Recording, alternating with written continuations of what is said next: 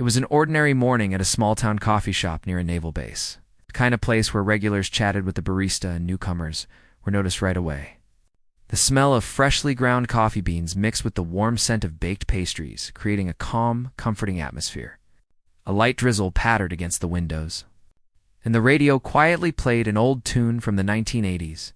The shop wasn't crowded, but there was a steady flow of customers, most of them young men and women in uniform. Grabbing a quick coffee before their day officially began, at a corner table by the window sat an old man, quietly sipping from a chipped mug. His hands were rough, the skin weathered from years of hard work or perhaps battle. His gray hair peeked out from under a faded baseball cap, one that had clearly been worn for decades. The cap had an old frayed patch stitched onto the front, an emblem that caught the attention of anyone who looked closely. It showed an eagle clutching a trident and anchor, but it wasn't an official Navy insignia anyone recognized. It looked like something handmade, something personal, something that carried a story. Most people who saw him didn't think twice. To them, he was just another quiet old man, starting his day with coffee. But that morning, 3 young naval officers entered the shop full of energy, laughter, and a touch of arrogance that comes from youth and freshly earned ranks. They had just returned from an intense week of training and were proud of their achievements. Their uniforms were crisp, boots polished to perfection, and confidence practically radiated off them as they stood at the counter placing their order. One of them, a tall, broad-shouldered man named Captain Evans, noticed the old man sitting alone. He nudged his friend, Lieutenant Harris, and tilted his head toward the corner. "Check out that guy," Evans said with a smirk. "You ever seen a patch like that before?" Harris glanced over, squinting slightly. "Looks like someone tried to mix SEAL and Coast Guard logos," he joked. "Probably some wannabe vet trying to look important." Their third companion, Ensign Miller, chuckled under his breath. "Yeah, I've seen a few like him hanging around base towns. They wear old uniforms or fake patches, hoping someone will thank them for their service." The 3 of them laughed quietly among themselves, their voices blending with the hum of the coffee machines.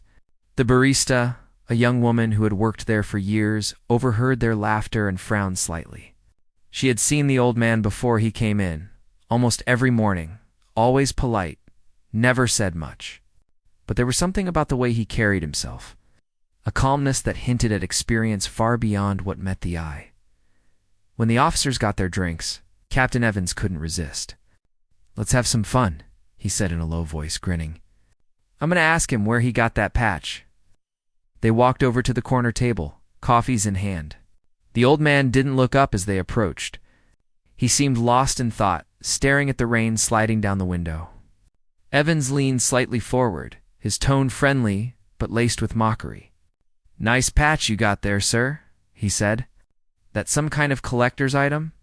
Or did you serve in a secret superhero unit we don't know about?" Harris and Miller snickered softly behind him. The old man didn't reply. He simply took another sip of coffee, set the mug down, and continued looking out the window. His calm silence unsettled them slightly, but Evans pressed on. "Come on, old-timer, you Navy. That patch doesn't look regulation issue to me. Where'd you get it? Flea market?" Still nothing. No anger, no reaction, not even a glance in their direction.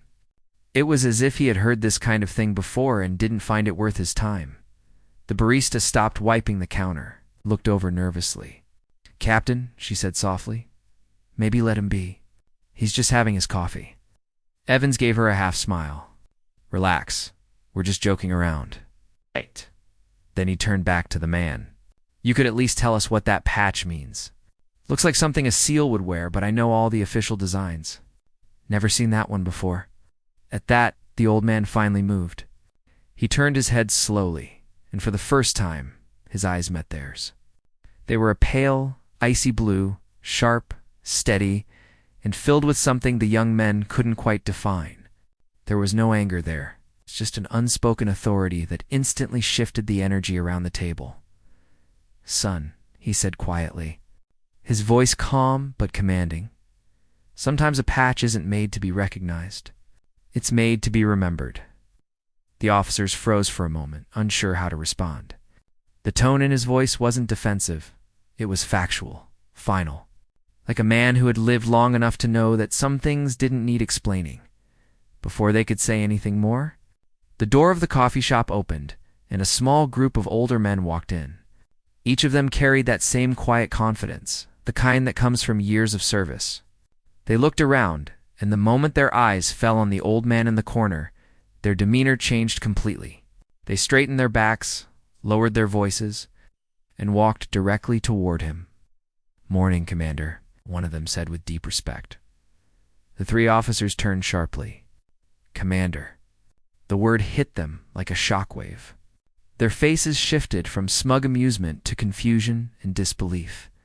The old man gave a small nod. "Good morning, boys," the barista watched silently, a small smile forming as she finally understood who her regular customer really was. The young officers looked at one another, suddenly realizing they might have just mocked someone far above their rank, not just in title, but in experience and sacrifice.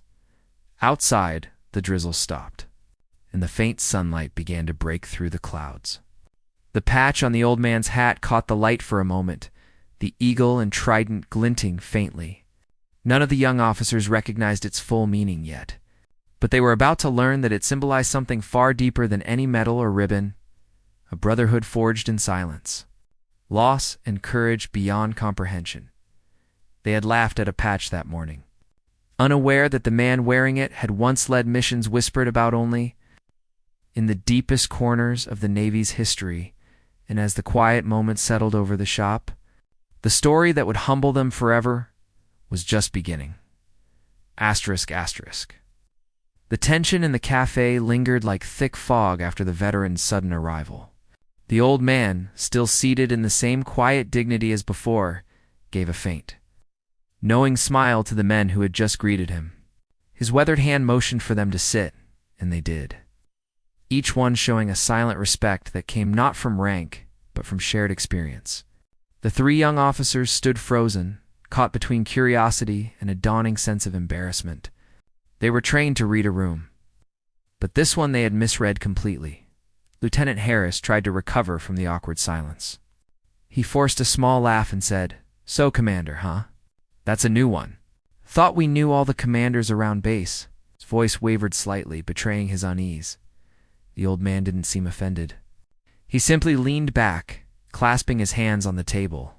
"You don't know all of them, son," he said evenly. "Some of us don't exactly keep our names on the wall anymore." The words carried weight, a heavy kind of truth that silenced any further joking. The veterans sitting around him exchanged quiet glances, as if recalling memories they'd all buried long ago. Evans stepped forward, his earlier arrogance fading. "Sir," he said cautiously, I didn't mean any disrespect. I just thought that I was wearing something I didn't earn." The old man interrupted, still calm but with an edge in his tone. Evans swallowed hard and nodded slightly. The old man looked at him, his pale blue eyes steady. "You're not the first," he said softly, "and you won't be the last. Most people these days don't recognize the old symbols. That's all right. They weren't made for everyone to recognize." For a moment no one spoke. The air felt charged with curiosity. Even the barista stopped pretending to wipe the counter and leaned forward slightly, her eyes fixed on the mysterious stranger. One of the older veterans broke the silence. "You boys ever hear of Operation Neptune's Shadow?" The officers looked at one another blankly. The name sounded familiar, but none of them could place it. It wasn't in their training manuals or mission history. Evans frowned. "No, sir," he admitted. "Was that a joint task force mission?" The veteran smiled faintly. "Something like that. Classified for decades. Small team, no official record. Saved 30 hostages in hostile territory without firing a single shot." The old man's gaze remained steady on his coffee mug. "And buried 6 good men to do it," he added quietly. A heavy silence followed. The younger officers suddenly understood. This wasn't a story from a history book. This was something far beyond what they were taught in their training halls. Lieutenant Harris hesitated before speaking. "So, that patch," he said, pointing gently at the old man's hat. "It's connected to that mission?" The old man nodded. The patch isn't for a unit. It's for the ones who didn't come back. We made it ourselves long before the Navy started giving out commendations for missions that never officially happened. Evans shifted uncomfortably. He had worn his share of ribbons and medals, but in that moment, they all felt meaningless. The old man's words carried more honor than any ceremony ever could. The other veterans at the table began to talk quietly, sharing fragments of memory. "Remember Foster?" one said. "He used to hum that old Johnny Cash song before every mission." Another chuckled. "Yeah," said it kept him calm. Even in the middle of a firefight, their laughter was faint but warm, carrying the tone of old friends recalling ghosts. Memories both painful and comforting. The young officers listened silently. Each word deepened their respect. Then the old man looked directly at Evans. "You wear your pride on your sleeve, son. That's not a bad thing, it means you care. But pride without humility will break you faster than any bullet." Evans lowered his gaze, unable to respond. He had come in with his chest puffed out, thinking he understood honor. But here sat a man who had lived through missions that were whispered about only in secret briefings, the kind of man whose existence was never publicly acknowledged, but who shaped the world from the shadows, one of the other. Veterans reached into his jacket pocket and pulled out a folded piece of paper, old and yellowed at the edges. He slid it across the table toward the young officers. On it was a faded photograph. It showed 7 men in combat gear standing in front of a helicopter at dawn. Their faces were younger, but one was unmistakable. The same man now sitting before them, though his expression then was fierce, determined. Each man in the photo wore the same mysterious patch stitched to their shoulder. "That was the team," said the veteran softly. "Neptune's shadow, the ones who didn't exist." The young officers stared at the photograph, speechless. None of them had expected to walk into history that morning. Evans looked up, his voice barely more than a whisper. "Why haven't we ever heard of this?" "Because some stories," the old man said gently, "aren't meant to be told until the people in them are gone. And even then, not all of them should be." The cafe had fallen completely silent now. Even the customers who had been chatting moments earlier were listening without pretending not to. There was something magnetic about the man. Not his rank or his words, the quiet power of his presence. The barista finally spoke, her voice trembling slightly. "You come here every morning, sir?" "I never knew." He smiled faintly. "You don't need to know, sweetheart. I just come here for the coffee. The memories stay where they belong." As the old man reached for his hat, the young officers caught another glimpse of the patch. The stitching was old and uneven, the edges frayed. But it wasn't the design that struck them, it was the weight behind it. Every thread seemed to carry the burden of names, faces, and sacrifices, too sacred to share. When he placed the hat back on his head, the conversation was over. He didn't need to say anything more. The lesson had already been given. The 3 officers stood there, humbled in silence, watching a man who had once commanded heroes and carried ghosts walk through life like a shadow himself, unnoticed by most, yet unforgettable to those who saw him clearly as he rose to leave. The other veterans stood with him automatically, almost instinctively. Respect like that didn't come from protocol. It came from love, loss, and shared blood. The old man gave a final nod to the officers. "Take care of your men," he said simply. "They're the only medals that matter." Then he turned toward the door and stepped outside, his figure disappearing into the misty light of the morning, leaving behind 3 young officers forever changed, and a coffee shop filled with a silence that spoke louder than words. For a long moment after the veterans left their table, the young officers could barely move. The air felt charged with something they couldn't quite name: respect, fear, awe. None of them had expected their morning banter to turn into a lesson that would shake them to their core. Captain Evans, usually the boldest of the group, was the first to speak, though his voice was quieter now. "Sir," he said carefully, "forgive us. We didn't mean to offend. We just didn't realize." The old man gave him a patient look, as though he'd seen 1,000 men like him before. He didn't seem angry. If anything, he seemed tired and weighed someone gets after carrying a weight for too many years. "You didn't offend me, son," he said softly. But there's something you might need to learn about respect. It's not given because of what someone wears. It's given because of what someone carries. His words hung in the air like smoke. Evans opened his mouth to respond, but before he could speak, the old man reached for his hat. He paused for a moment, fingers resting on the brim, as if deciding whether they had earned the truth. Then, slowly and deliberately, he removed it. The cafe went silent again. Beneath the hat, his hair was short and silver, his scalp marked by faint scars that told of long-forgotten battles. But what caught everyone's eye wasn't the scars. It was the tattoo, small, faded, but unmistakable. A trident flanked by 2 lightning bolts, etched into his temple. It was simple, discreet, yet it sent shockwaves through the room. Lieutenant Harris's eyes widened instantly. "Sir, that's yes," the old man said before he could finish. Team 6. Even saying those words felt heavy. SEAL Team 6, the legendary Special Operations Unit that existed half in shadow, half in myth. They were the ones called in when every other plan failed. The ones whose missions never appeared on record. The SEAL leader among the young officers, Lieutenant Commander Brooks, had gone pale. His voice was barely audible when he spoke. "Sir, you were part of DevGru?" The old man gave a quiet, almost amused smile. "Was," he said. "A long time ago." Brooks felt his throat tighten. DevGru, short for Naval Special Warfare Development Group, was the elite of the elite. Only a handful of men ever made it there, and even fewer survived long enough to retire. The old man placed his hat gently on the table, turning it so the worn patch faced them. Up close, they could see the intricate stitching, hand-done and uneven. It showed the eagle, the anchor, the trident, but what they hadn't noticed before was the number at the bottom. Not 6, but something else. 0, that patch, Evans whispered. "It's not regulation." The old man nodded. "No, it's not, because it doesn't belong to any unit that exists anymore. Before there was Team 6, there was another name. We called ourselves Unit 0, the Foundation. We built what came after." The officers exchanged glances. None of them had ever heard of Unit 0. Even Brooks, who had served with the SEALs for nearly a decade, was stunned. The old man continued, his voice low and steady. "We were ghosts before ghosts had names.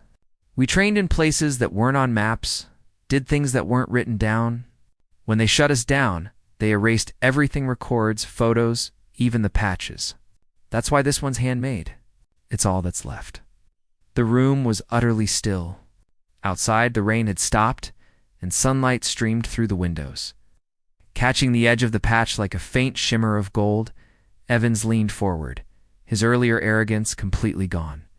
"Sir, I had no idea something like that existed." The old man gave a faint chuckle, the sound dry and knowing. "You weren't supposed to. That was the point. We did our job so the rest of the world could pretend people like us didn't have to exist." He looked down at his hands for a moment, and his expression softened. Every man on that team paid a price for that secrecy. Some never came home. The ones who did, he trailed off, his eyes distant. The ones who did learned to live quietly. You can't carry that kind of past into the world and expect it not to leave marks. Lieutenant Harris swallowed hard. "Is that why you wear the hat, sir?" "The patch." The old man's gaze met his. "No, son, I don't wear it for me. I wear it for them, the 6 who didn't make it back. It's not a badge of pride. It's a reminder of what honor costs." The officers said nothing. They didn't know what to say. Each of them felt the same quiet sting of guilt, realizing how blind they had been just minutes ago. The barista stood frozen behind the counter, tears quietly welling in her eyes. She had seen this man every morning, exchanging polite greetings, never once realizing that the gentle old veteran sitting in the corner had once shaped the very history of the Navy. Finally, Lieutenant Commander Brooks stood at attention. His voice trembled as he said, "Sir, it's an honor." The old man tilted his head slightly. "You don't need to salute me, Commander." "With respect, sir," Brooks replied firmly, "I'm not saluting the man. I'm saluting the memory." The old man's eyes softened. He nodded once, then stood slowly, his movements deliberate but strong. When he spoke again, his tone was gentle, almost fatherly. "You'll learn something as you go through life, boys. The loudest men in the room usually haven't seen much. The quiet ones." He smiled faintly. "The quiet ones are just trying to forget what they had to do." He reached for his hat, placed it back on his head, and adjusted the brim. The light caught the patch once more, reflecting a dull shine that seemed to carry the weight of history itself, before he turned to leave. He looked back at the officers one last time. "You wear your uniforms well," he said. "Just remember, the cloth doesn't make the man. The choices do." Then he walked out, leaving the cafe in stunned silence. For a long time, no one spoke. Even after he disappeared down the street, the young officers remained standing, each one lost in thought. The arrogance that had once defined them seemed to have drained away, replaced by something quieter, something closer to reverence. Evans finally broke the silence. "We laughed at him," he murmured. Brooks shook his head slowly. "No," he said. "We were lucky enough to meet him." Outside, the sunlight brightened, glinting off the wet pavement. The reflection from the window cast the faint outline of the old man's patch onto the table where he'd sat, a silent reminder of the ghosts who built the path others now walk. And, for those who had been there that morning, that single encounter became more than just a story. It became a lesson, one that no book, no training, and no uniform could ever teach. For a few long seconds after the old veteran walked out, the cafe remained frozen in silence. No one dared move. The soft hum of the coffee machine and the ticking of the wall clock were the only sounds breaking through the stillness.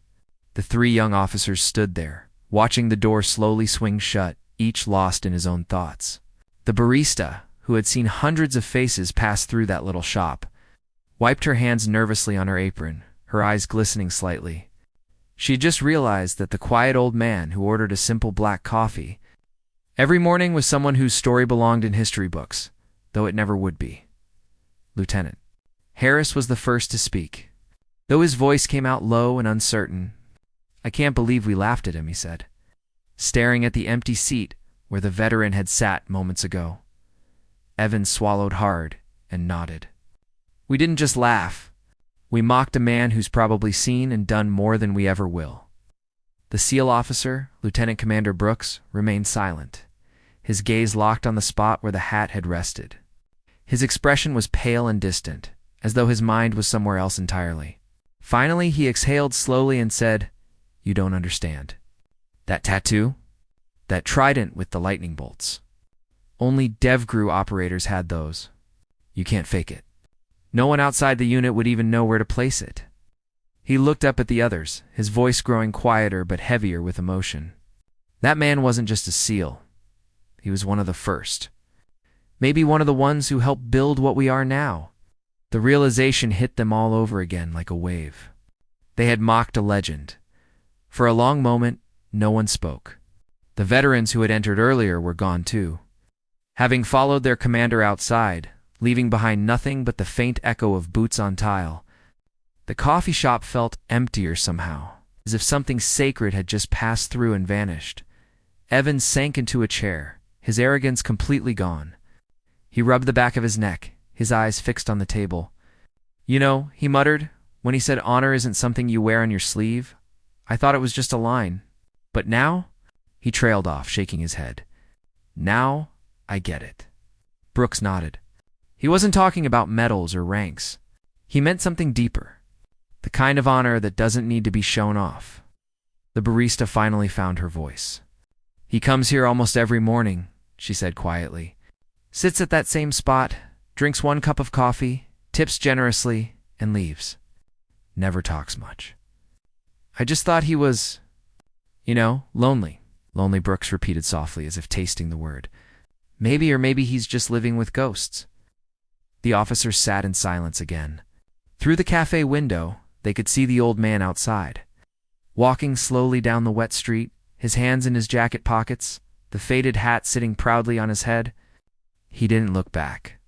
He didn't need to. He had said everything he needed to say. Harris frowned, his voice breaking the quiet. Do you think he was telling the truth about that patch about Unit 0? Brooks looked at him steadily. I've heard whispers, he admitted. In training, one of my instructors mentioned something an unnamed squad that operated before SEAL Team 6 was officially formed. Guys who tested missions that weren't supposed to exist. They say the ones who survived disappeared into retirement under new names. Some even changed their records, so no one could find them. Evans looked out the window. And he's one of them. Brooks nodded solemnly. He has to be. Harris leaned back, letting out a long sigh. We were so full of ourselves, he said bitterly. We thought we knew what respect meant. And that man. He gestured toward the window. He's lived it. Evans rested his arms on the table and looked up. It's strange, isn't it?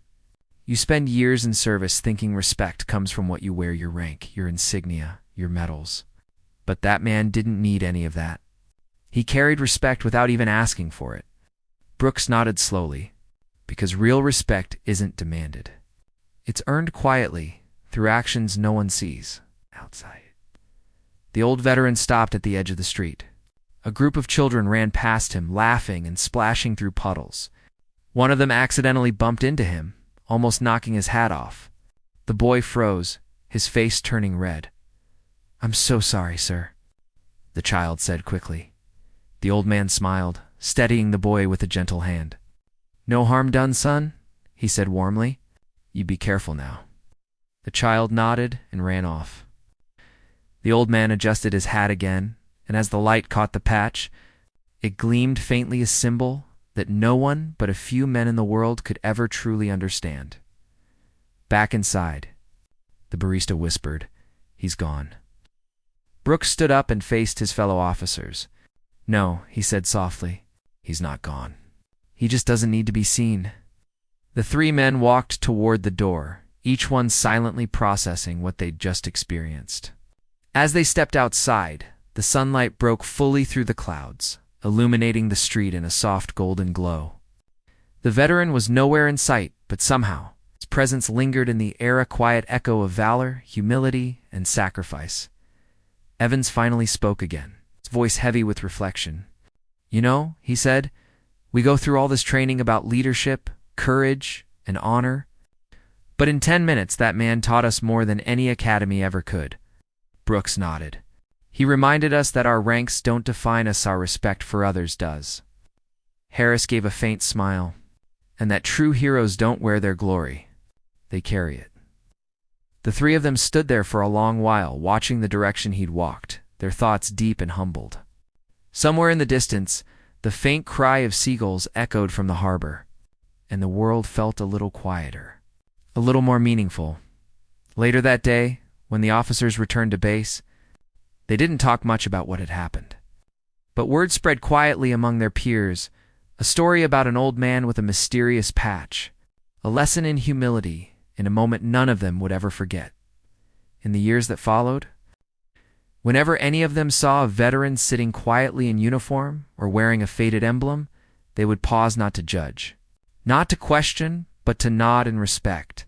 And though the old man never returned to that coffee shop again, his legacy lingered there like a ghost of wisdom. The barista kept his favorite mug tucked away on a shelf. The table by the window remained unoccupied for months. To the world, he was just another nameless veteran. But to those who met him that rainy morning, he was something else entirely, a reminder that true greatness hides in plain sight, wrapped not in medals or fame, but in quiet humility and unspoken sacrifice. And for the three young officers who had once laughed at a patch, the memory of that day became a compass for the rest of their lives, a lesson etched forever in their hearts by a man who needed no applause, no recognition, and no title to command eternal respect.